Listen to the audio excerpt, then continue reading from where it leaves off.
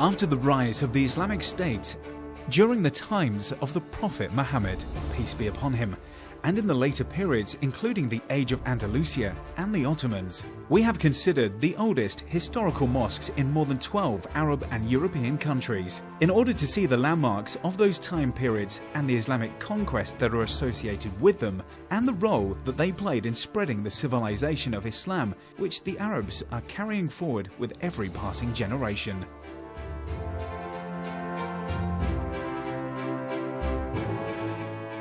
And so, the mosques we cover in this series have many historical stories since they were founded.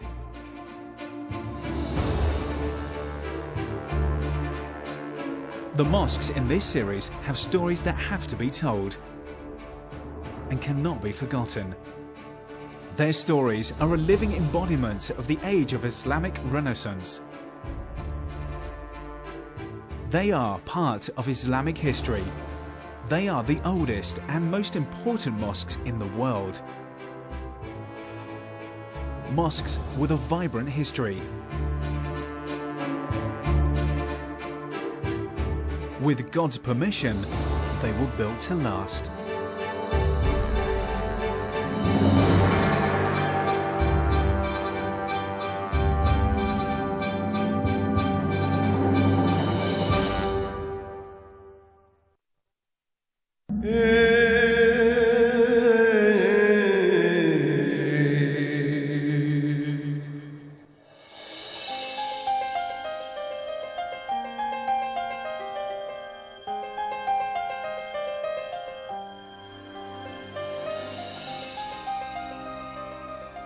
The city of Fez is one of Morocco's most historical, prominent cities, and was once the capital city of the dynasties that ruled these lands, such as the Marinids and the Idrishid dynasties. The city is home to more than 200 mosques, but it is mostly renowned for having housed one of the earliest Islamic universities in their traditional state. Meaning, those universities that were associated with the grand mosques in large Muslim cities.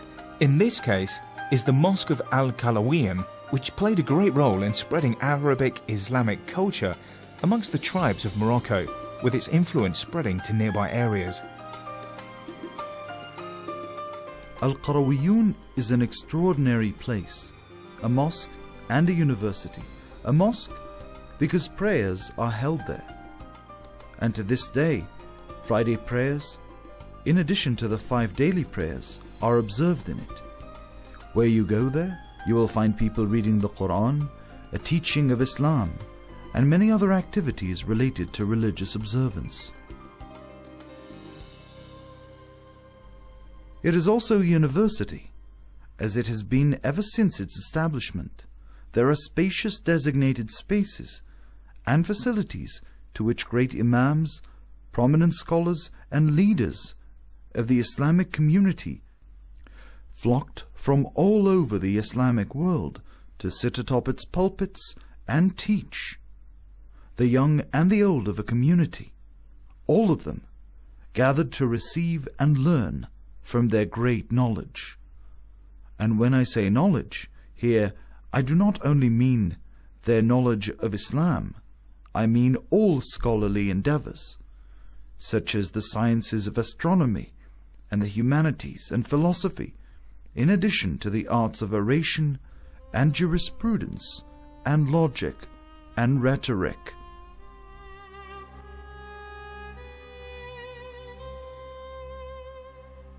It must be noted that Al-Qalawiyyin is considered the oldest university mosque established in the Islamic world after the Zaytuna University.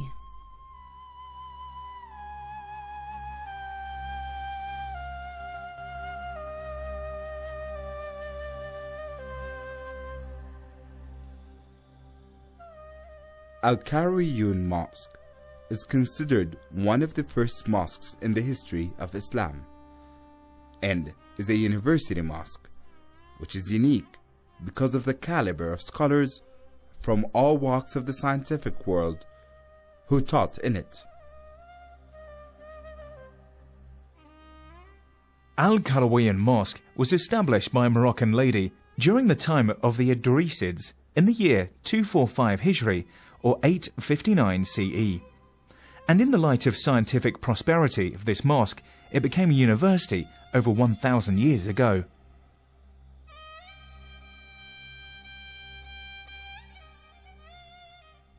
It was built as part of the initiative of a woman from Al-Qayrawan by the name of Fatima al-Fihriya in the year 859 CE. The mosque was built as a monument to the truthfulness of the prophecy of Al-Mawla Idris, the man who established the city of Fez, on the importance of the city of Fez, who he wanted as a capital of the Moroccan state and a basis for an Islamic state, in addition to being a cultural hub. Al-Qarawiyyin Mosque was the center of much attention, both in the eyes of those in power and in the eyes of the common man. Because of the high level of interest, a lot of improvements and expansions were given, and it is considered by many historians to be the first university in the world preceding European universities by nearly 200 years. The men who taught there were held in great esteem, and the position of a teacher in that university was revered as highly as the position of a vizier, a position held by only the greatest of scientists. It is actually because of this university in Fez that teachers all over the world began to gain acclaim.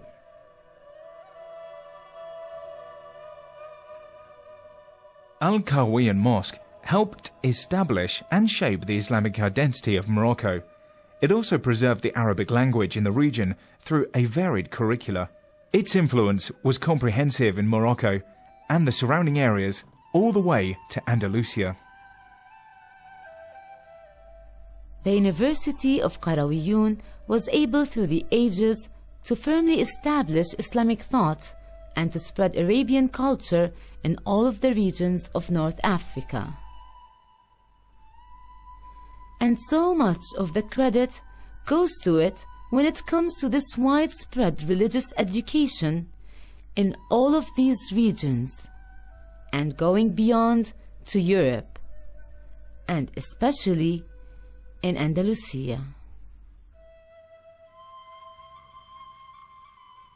Al-Qarawiyyin is the largest educational beacon and school in the African West in terms of what it has given the Islamic community, the Islamic nation, and its contribution to the spread of Islam in the African continent. And this is because of a very important reason, and that is, they did not limit the age of their students.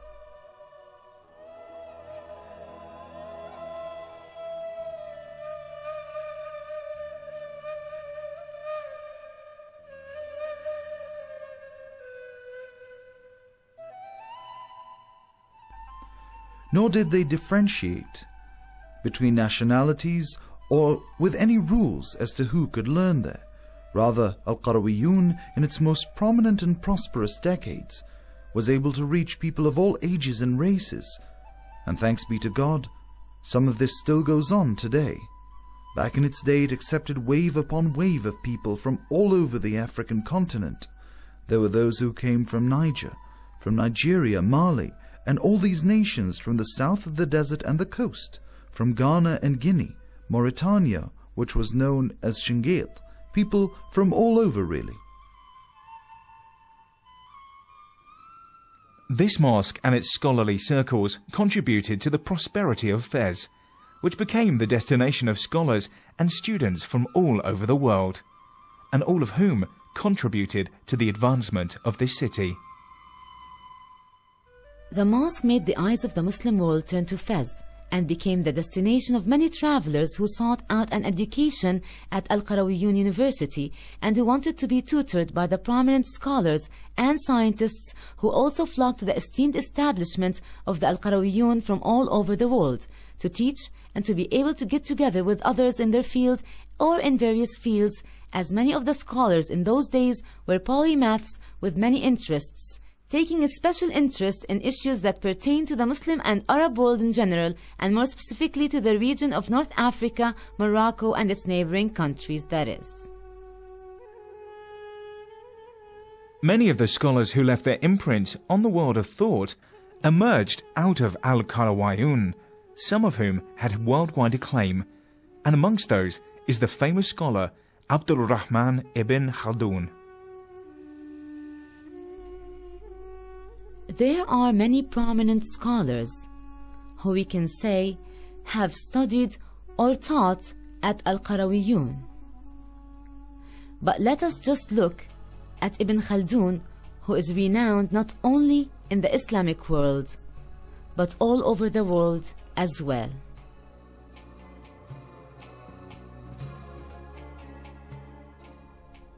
He actually studied at Al-Qarawiyun and then went on to teach at Al-Zaytuna University and at Al-Azhar in Cairo, and was one of the outstanding characters who came out of this establishment. Of course, there are plenty of other prominent scholars who fill up the books of history with their names both in Morocco and outside it. In addition to that, the Al-Qarawiyun Mosque played a historical role on both cultural and political fronts.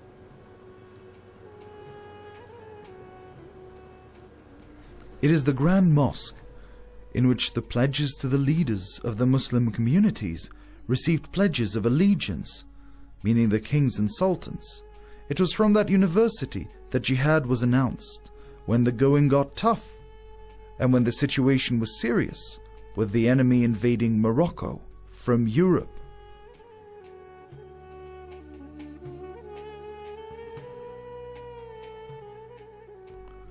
The most prominent scholars of this establishment would stand against such invasion by issuing edicts, announcing the importance of standing against invaders and those who wish to occupy using weapons. They would ask for resistance.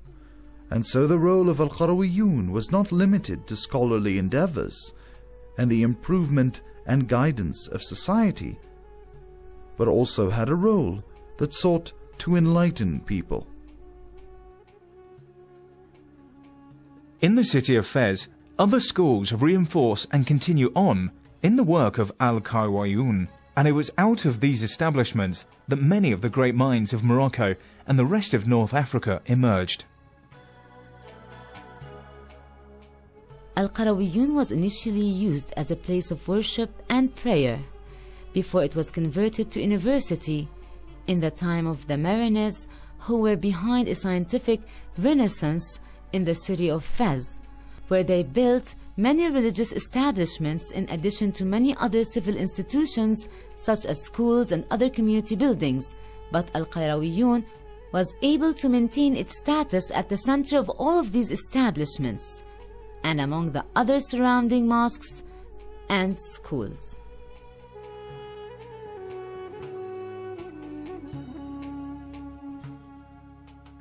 The architectural style of the mosque in Fez is greatly influenced by the Andalusian architecture because of the overlap of architect and artisans in the two regions during this era.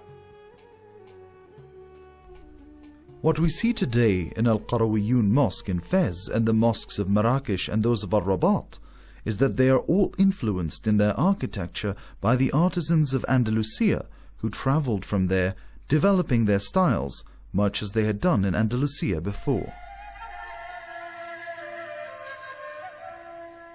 The second of the historical cities in Morocco after Fez is Marrakesh. It was established by the Moravids as their capital. It is there that their great leader Yusuf ibn Tashfin's tomb lies. This city boasts a number of mosques. The most important historically is the Mosque of Al-Moravid Dome, which was once part of the mosque of the Moravid Prince Ali bin Yusuf. However, only the dome remains today, as it stands surrounded by 19 ablution fountains, supplied by their own network of water. Its historical and architectural importance lies in that it has maintained its shape and design without being renovated or changed, and still stands today in one of the mosques of the city as the Ablution Dome. It is also the only surviving example of Moravid architecture, which was intertwined with Andalusian architecture in Marrakesh.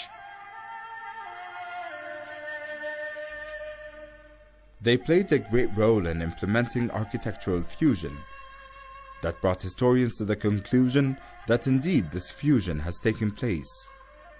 It is described as fusion, but the fact of the matter is that the two styles mixed but did not become one. Elements of both styles can be seen to have influenced the other, while both maintaining the elements that are distinctly their own. What emerged in terms of a distinct style out of this became known as the Andalusian Moroccan style of architecture. The role of the Moravids is that this fusion of style was made popular by them at the end of the era of Tawa'if. This Moravid dome specifically is the embodiment of the architectural fusion between the two types of architecture, and those are the Andalusian and the Moroccan. They're very similar to the architectural style of Cordoba, which has commonplace in many of the cities of Morocco.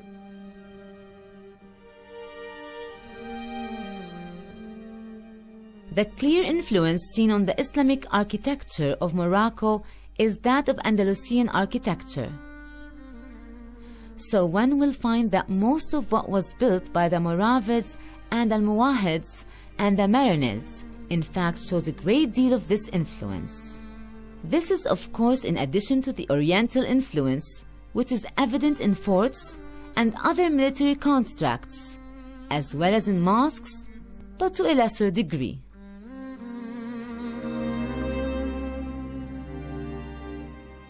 The Andalusian architectural style was a style that was more advanced than that of its counterparts during that time in North Africa and the Orient, even though the early beginning came from North Africa, and that is why to this day in Andalusia, or rather in Spain, they still label the Islamic culture of Andalusia as the Moroccan culture. This is of course because the conquerors headed to Spain from Morocco and its neighboring countries, and they took with them the architectural styles which they had already developed. When they arrived, they found that the Andalusians had immense scientific and technological knowledge and advancement compared to North Africa. And so it was that they addressed any architectural shortcomings, or where there was room for advancement in terms of architectural style. The same went for the study of these gaps in terms of Islamic art, which was also developed greatly. Once this advancement had occurred in Andalusia, the styles were exported back to North Africa. So it began in North Africa, but the advancement came from Andalusia. As for the Almohad's greatest architectural legacy in Marrakesh is the Mosque of Al-Qutbiyya, meaning the Mosque of Booksellers in Arabic, which was named after the nearby book market, which was also near it. The mosque was built after the victory of the Almohads in the time of Abdul Mumin ibn Ali. The mosque was later demolished because it was not aligned properly with the direction of the Al-Qibla, which was rebuilt in its current state, covering nearly 5,000 meters squared in the time of Yaqub al-Mansur. Islamic architecture witnessed a great deal of advancement in that time, especially during the reign of the Moravids and Almohads, who brought forth architectural renaissance through which they were able to combine all of the influencing factors and styles which was evident in Islamic architecture in Morocco. This style consisted to a combination of more than one style, whether it was local or those that came from the east, as well as those that came from the north, from Andalusia. This mosque is one of the most important Almohad constructions. Its minaret is considered the most influential of structures amongst all of their buildings. The mosque itself and its minaret, which is beautifully decorated in its top sections, have become the symbol of the city of Marrakesh. Morocco played a clear role in the movement of the development of Islamic architecture and its artistry, and that is evident by the number and quality of the religious, civil, and military monuments which dot the landscape of all of the large cities such as Fez, Marrakesh, and Rabat, all of which stand bearing witness to the ingenuity of the Moroccans when it comes to the innovation and development in the field of Islamic architecture. The Qutbiyya Mosque consists of a rectangular prayer vestibule which includes 17 corridors aligned vertically towards the Qibla, all of which are supported by homogeneous pillars and arches with their unique crown moulding. All of this in addition to the calligraphy embellishments which can be found all around the mosque. The Moroccan style, which is well known in terms of its building materials and embellishments, as well as in the calligraphy style it employed for the writing of the Quranic verses as decorative elements for the walls of the mosques, both on the inside and the outside. The city of Al-Rabat, which was built by the Almohads, was fortified with great walls. After the victory of the Battle of Al-Rakras was home to the Grand Mosque they built, which covered an area of nearly 25,000 square meters. The mosque was known as the Mosque of Al-Hassan and was modeled after the Grand Mosque that they had built in Seville, their capital in Andalusia. Today, all that remains of it is its massive minaret, which is known as the Silo of Hassan. The origins of its name is unverified. However, the most plausible accounts indicate that Hassan was an Andalusian architect who drew up the plans for the mosque and its minaret, as well as supervised its construction.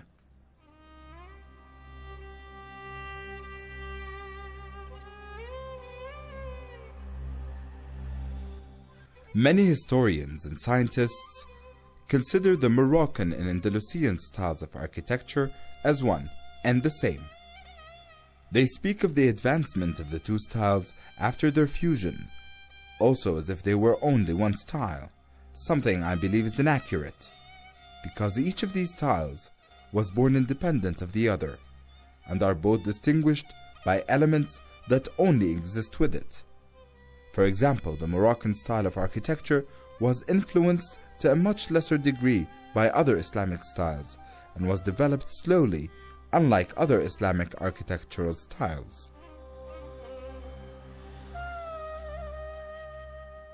In the city of Casablanca is a piece of evidence that is indicative of the Moroccans' interest in and attempts at keeping Islamic architecture alive. Is a mosque built at the end of the 20th century CE. The mosque is one of the largest in the Islamic world and is known as the Mosque of Al-Hassan II. The mosque was built in the style that combines the pinnacle of architectural styles and techniques which Morocco has developed as its own. The contributing factors that help the different influences reach Moroccan architect include its geographical location between Europe and Africa, making it a meeting point of cultures, that of the Europeans in the north and the Islamic culture in the east, all of which were mixed in the architectural style which is known as distinctly Moroccan.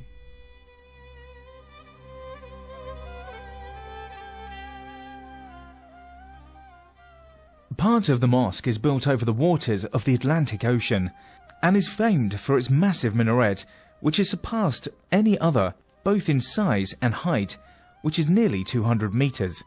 The Mosque of Casablanca will remain an indication of Morocco's commitment to keep its past linked to its present and its insistence of maintaining its Islamic identity, which has given rise to an architectural style which has not stopped advancing and amazing throughout history.